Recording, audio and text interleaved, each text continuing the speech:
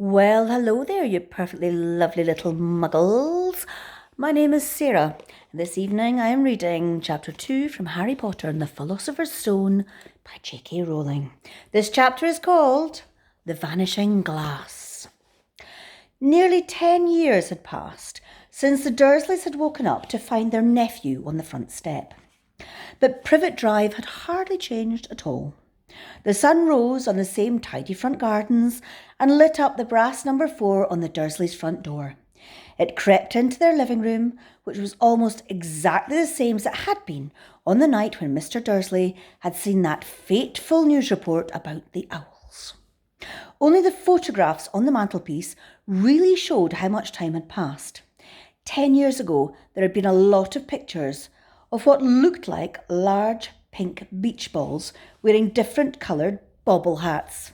But Dudley Dursley was now no longer a baby, and now the photograph showed a large blonde boy riding his first bicycle on a roundabout at the fair, playing a computer game with his father, being hugged and kissed by his mother.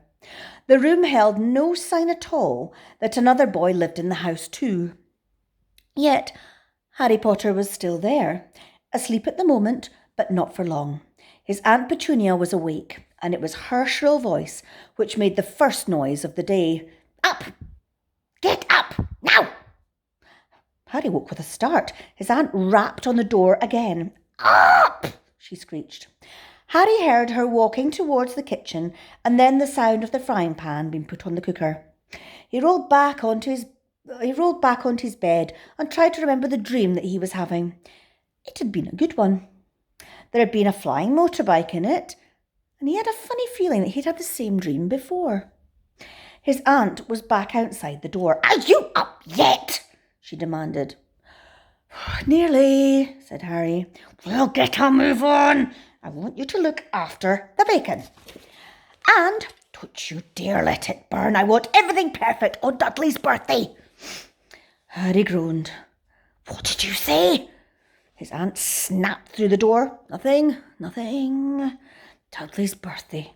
How could he have forgotten? Harry got slowly out of bed and started to look for socks. He found a pair under his bed, and after pulling a spider off one of them, put them on. Harry was used to spiders because the cupboard under the stairs was full of them, and that was where he slept. When he was dressed, he went down the hall into the kitchen. The table was almost hidden beneath all Dudley's birthday presents. It looked as though Dudley had got the new computer that he wanted, not to mention the second television and the racing bike. Exactly why Dudley wanted a racing bike was a mystery to Harry, as Dudley was very fat and hated exercise. Unless, of course, it involved punching somebody. Dudley's favourite punch bag was Harry, but he couldn't often catch him. Harry didn't look it, but he was very fast. Perhaps it had something to do with living in a dark cupboard, but Harry had always been small and skinny for his age. He looked even smaller and skinnier than he really was, because all he had to wear were old clothes of Dudley's, and Dudley was about 4 times bigger than he was. Harry had a thin face, knobbly knees, black hair, and bright green eyes. He wore round glasses held together with a lot of sellotape because of all the times that Dudley had punched him on the nose. The only thing that Harry liked about his own appearance was a very thin scar on his forehead, which was shaped like a bolt of lightning. He'd had it as long as he could remember, and the first question he could ever remember asking his Aunt Petunia was how he got it. "In the car crash where your parents died," she'd said, "and don't ask questions." Don't ask questions. That was the first rule for a quiet life with the Dursleys. Uncle Vernon entered the kitchen as Harry was turning over the bacon. "Comb your hair," he barked, by way of a morning greeting. About once a week, Uncle Vernon looked over the top of his newspaper and shouted that Harry needed a haircut. Harry must have had more haircuts than the rest of the boys in his class put together, but it made no difference. His hair simply grew that way all over the place. Harry was frying eggs by the time Dudley arrived in the kitchen with his mother. Dudley looked a lot like Uncle Vernon. He had a large pink face, not much neck, small watery blue eyes, and thick blonde hair that lay smoothly on his thick, fat head. Aunt Petunia often said that Dudley looked like a baby angel. Harry often said that Dudley looked like a pig in a wig. Harry put the plates of egg and bacon on the table, which was difficult, as there wasn't much room. Dudley, meanwhile, was counting his presents. His face fell. 36, he said, looking up at his mother and father. That is 2 less than last year. Darling, you haven't counted Aunt Margie's present. See, it's right here under the big one from Mummy and Daddy. All right, 37 then, said Dudley, going red in the face. Harry, who could see a huge Dudley tantrum coming on, began wolfing down his bacon as fast as possible in case Dudley turned the table over. Aunt Petunia obviously sensed danger too, because she said quickly, and we'll buy you another 2 presents while we're out today. How is that, Pumpkin? 2 more presents. Is that all right? Dudley thought for a minute. It looked like hard work. Finally said slowly, so I have 39 sweetums, said Aunt Petunia. Oh. Dudley sat down heavily and grabbed the nearest parcel. All right then. Uncle Vernon chuckled. Little tyke wants his money's worth, just like his father. Atta boy, Dudley. He ruffled Dudley's hair. At that moment, the telephone rang and Aunt Petunia went to answer it, while Harry and Uncle Vernon watched Dudley unwrap the racing bike, the cine camera, the remote-controlled airplane, 16 new computer games and a video recorder. He was ripping the paper off the gold wristwatch when Aunt Petunia came back from the telephone looking both angry and worried. Bad news, Vernon, she said. Mrs. Figg's broken her leg. She can't take him. She jerked her head in Harry's direction. Dudley's mouth fell open in horror, but Harry's heart gave a leap. Every year on Dudley's birthday, his parents took him and a friend out for the day to adventure parks, hamburger bars, or the cinema. Every year, Harry was left behind with Mrs. Figg's, a mad old lady who lived 2 streets away, and Harry hated it there. The whole house smelt of cabbage, and Mrs. Figg made him look at photographs of all the cats that she'd ever owned. Now what? Said Aunt Petunia, looking furiously at Harry, as though he had planned this. Harry knew he ought to feel sorry that Mrs. Figg had broken her leg, but it wasn't easy when he reminded himself that it would be a whole year before he had to look at Tibble, Snowy and Mr. Paws and Tufty again.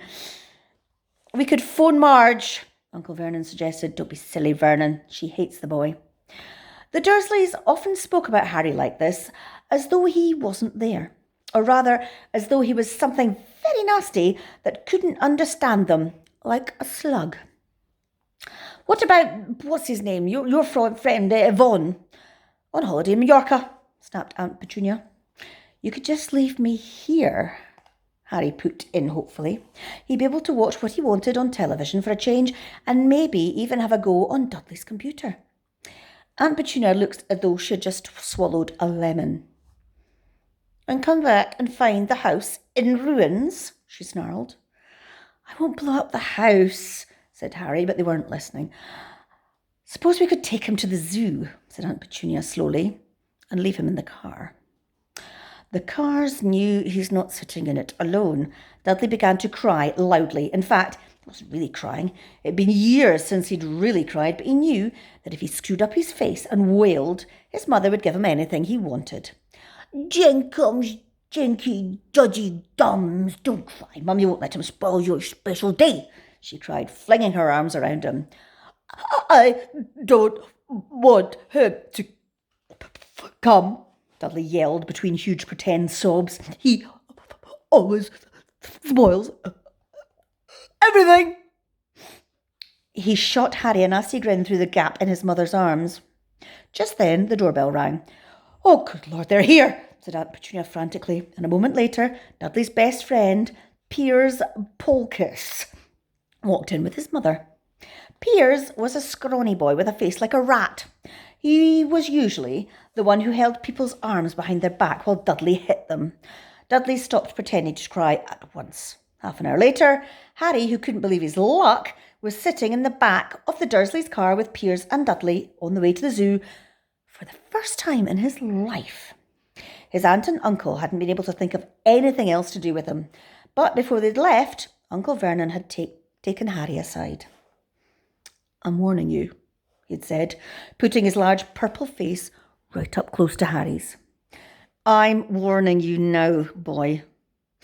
Any funny business, anything at all, and you'll be in that cupboard from now until Christmas." "I'm not going to do anything," said Harry, honestly. But Uncle Vernon didn't believe him. No one ever did.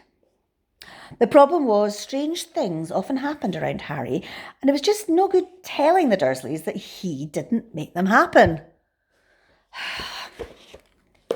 Well, I wonder what's going to happen next. I hope you have cleaned your teeth, washed your hands lots and lots, and you're ready to snuggle down for a great big huge bedtime cuddle. Because I will continue with that chapter tomorrow evening. Night-night, Muggles.